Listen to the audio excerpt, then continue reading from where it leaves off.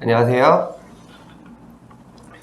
네, 안녕하세요. 오늘도 해지 환급 성공 사례를 한번 여러분들에게 소개를 해드리겠습니다.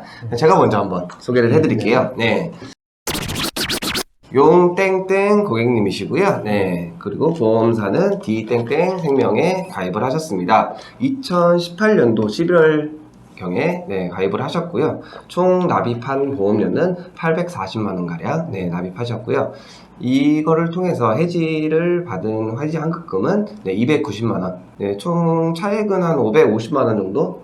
이분의 사연은 일단은 금강원에 6회 이상 민원을 제기했었죠. 민원을 저희한테 사건을 제기했었네요. 맡기기 전에 본인이 개인적으로 이렇게 민원을 제기했던 분입니다. 6회 이상 민원을 제기하셨던 분이고, 이분의 사연은 어떤 내용도 없으십니다. 한번 설명 좀 해주세요. 그러니까 보통 이제 그 문답지 내용에 저희가 마지막에 있는 내용인데 억울하거나 부당하다고 느끼는 내용에 대해서 이제 작성하게끔 되어 있는데 이분이 이제 어떤 내용도 작성하지 않은 채 저희한테 의뢰를 하셨어요. 근데 이제 이렇게도 진행이 가능한 이유가 저희가 이제 기본적인 기초 자료를 받아요. 이제 문답지라든지 뭐 증권이라든지 해지환급서를 받아보는데 그 서류를 검토하고 나서 이제 담당자분께서 직접 고객한테 전화를 하십니다. 그러니까 이 말을 왜 드리냐면 이 내용이 어렵다고 작성이 안 된다고 해서 뭐 진행이 안 되는 건 아닙니다. 그러니까 문답지 내용 중에 본인이 할 수 있는 만큼 작성해서 보내주셔도 저희가 이제 검토를 하거든요. 이분 같은 경우는 직접 통화를 통해서 뭐가 억울하고 부당하다고 느끼는지에 대해서 이제 판단을 해주셨고요. 그 내용은 뭐냐면 이제 일단은 종신보험인데 저축으로 안내를 받았다. 역시. 그리고 금감원에 3회 이상 민원을 제기했는데 이제 자동 종결이 됐다. 그리고 증거가 명확하므로 보험사부터 재진행이라는 멘트를 저한테 주셨기 때문에 이제 여기서부터 저희가 진행을 했습니다. 일단 2018년 11월경에 이제 온라인 통해서 재무상담 신청을 합니다. 이렇게 신청하시는 분들 꽤 많으시거든요. 뭐 SNS 통해서 재무상담 무료로 해주겠다 이런 광고를 보고 신청을 하는 겁니다. 뻔히 그림이 보이네요. 아니나 다를까 뭐 초기, 중기, 장기 자금이 어쩌니 저쩌니 해가면서 결국은 종신보험으로 돈 모아라 이렇게 됐던 거죠. 이분이 가입했던 상품은 이제 유니버셜 종신보험이세요. 보통 종신보험에 이제 특약들도 가입될 수 있어요. 뭐 진단금이라든지 뭐 입원 일당이라든지. 근데 이분 같은 경우는 딱 사망보험금만 가입됐던 분이에요. 사망보험금도 적지가 않아요. 1억 2천만 원. 아니 필요하지 않은 사람한테 사망보험금을 글쎄 1억 2천이나 가입시켜놨다니까요. 그래서 이제 저희 변호사님께서 포인트로 잡았던 거는 일단 종신이하고 유니버셜 기능에 대해서 상품 설명을 미행하였다. 그리고 이제 청약서하고 상품 설명서를 요청해서 받아봤더니 일부 부분의 서류에 대필이 돼 있었습니다. 그리고 이분 같은 경우는 좀 특이한 케이스인데 본인이 저희한테 사건을 맡기기 전에 직접 민원을 제기했던 분이세요.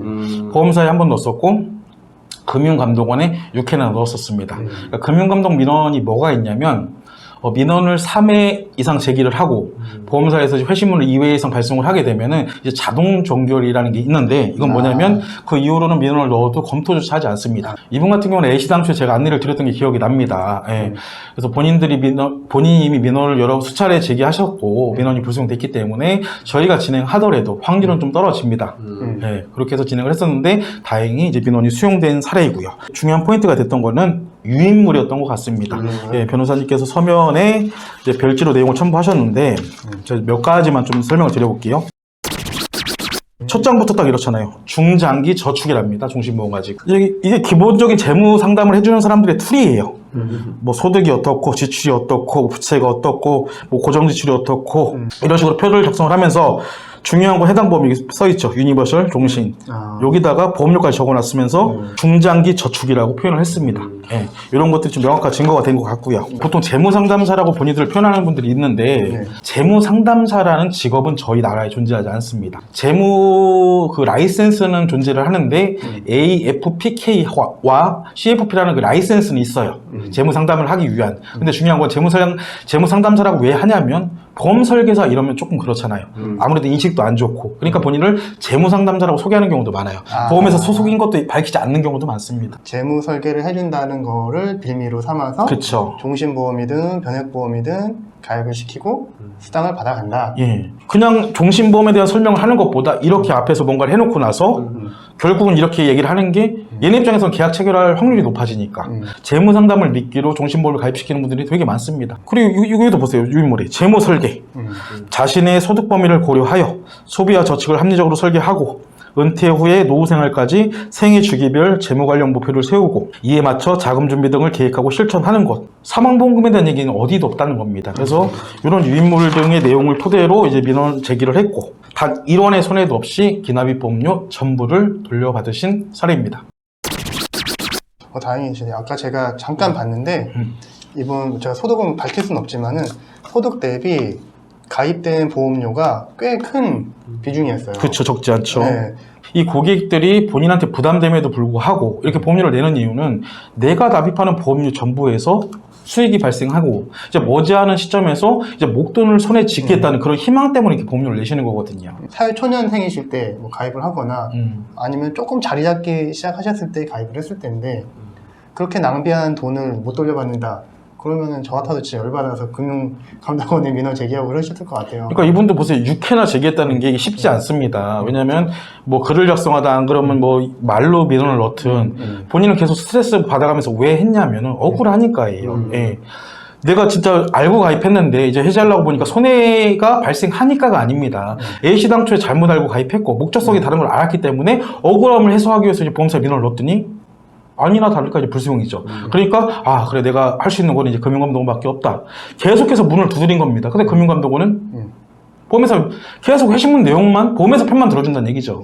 문제가 큽니다. 예. 근데 제가 좀 뭐 설명을 드리자면 이게 좀 제 입장에서 말하기 되게 조심스럽기도 하고 어렵기도 한데 그러니까 저희와 처음부터 민원을 진행하느냐 본인들이 하고 나서 저희가 진행하느냐에 대해서 어려운 부분들이 많은데 실질적으로 저희 보고 채널 내용들을 보고 본인들이 민원을 제기하는 경우도 많은 거 제가 알고 있습니다. 그게 잘못된 건 아닙니다. 정말 포인트들을 제대로 잡고 뭐 지출된 비용을 아끼기 위해서 한다면 저는 무조건 오케이입니다. 그렇게 해서 기납입 보험료를 돌려받는다면 저희도 마음이 편합니다. 왜? 저희를 찾지 않으셔도 되니까요. 근데 문제는 그렇게 해서 불수용이 된다 했을 때 오늘 같은 사례자야 기민원이 있음에도 불구하고 수용이 됐지만 실질적인 부분에서는 기입 민원이 있으면 불수용이 됐다면 아무래도 현저하게 확률이 떨어집니다. 왜 그러냐면 변호사님께서 아무리 논리, 법리, 판례 등을 근거로 서면을 작성하시더라도 이 민원 담당자들이 뭐라고 하냐면 기존의 고객이 제기한 민원에서 불수용하지 않았냐 이게 방어 논리가 돼버리니까요. 이 부분에 대해서는 뭐가 맞다, 옳다, 그러다라고 표현하기는 어렵지만 충분히 고민을 해보시기 바랍니다. 예. 네, 지금까지 용땡땡님의 사연을 들어봤습니다. 네, 정말 이렇게 성공이 돼서 네, 정말 다행입니다. 네, 그러면은 다음 사연으로 찾아뵙겠습니다. 감사합니다.